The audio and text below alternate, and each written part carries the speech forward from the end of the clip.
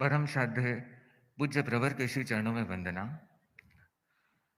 समुपस्थित जन्म मेदिनी पूज्य प्रवर, पिछले कुछ दिनों से हम एक सिलसिला देख रहे थे।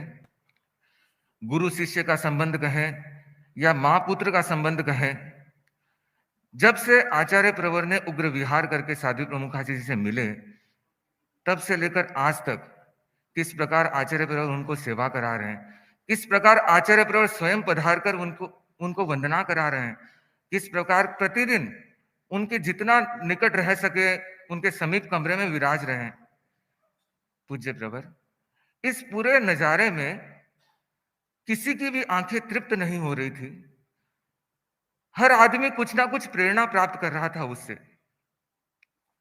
इसके बीच में मेरे मन में एक कुतूहल पैदा हुआ। अनेक जिज्ञासाएं ऐसी प्रतिदिन आ रही थी कि आचार्य प्रवर की साध्वी प्रमुखा श्री जी के प्रति कृपा भाव ज्यादा है या साध्वी प्रमुखा श्री जी का आचार्य प्रवर के प्रति समर्पण ज्यादा है। पूज्य प्रवर की विनम्रता ज्यादा है या साध्वी प्रमुखा श्री जी की विनयशीलता ज्यादा है। आचार्य प्रवर का उनके प्रति सम्मान ज्यादा है या साध्वी प्रमुखा श्री जी की गुरु निष्ठा ज्यादा है। मैं अपने आप को समाहित आज भी नहीं कर पा रहा हूं। आचार्य तुलसी ने साध्वी प्रमुखा श्री जी को तैयार किया था, पर मैं बिना अतिशयोक्ति के ये कह सकता हूं, कई मायनों में साध्वी प्रमुखा श्री जी आचार्य तुलसी के बराबर थे। आचार्य तुलसी ने 60 वर्षों तक तेरापंथ शासन का राज किया, तो वहीं 50 वर्षों से अधिक साध्वी प्रमुखा श्री जी साध्वी प्रमुखा रह करके साध्वी समाज के अनुशासना या धर्म संघ की सेवा की उन्होंने। जहां आचार्य तुलसी ने 3 साध्वी प्रमुखाओं की नियुक्ति की, वहीं साध्वी प्रमुखा श्री जी ने 3-3 आचार्यों की सेवा की। ये एक विलक्षण बात है और मेरे ख्याल से वे अद्वितीय बात है कि वापस कभी ऐसा हो सके नहीं कह सकते।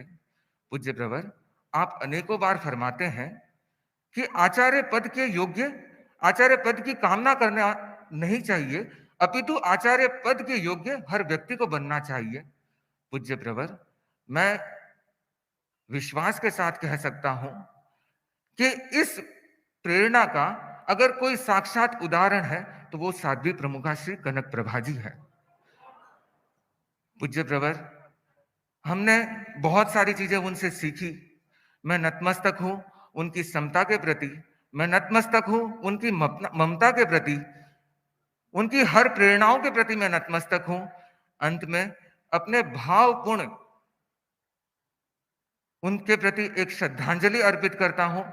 उस दिव्य आत्मा के प्रति श्रद्धांजलि अर्पित करता हुआ यही आशीर्वाद चाहूंगा कि कुछ गुण, कुछ विशेषताएं, कुछ कला हम अपने में भी प्राप्त कर सके। इन्हीं भावों के साथ ओम अरहम।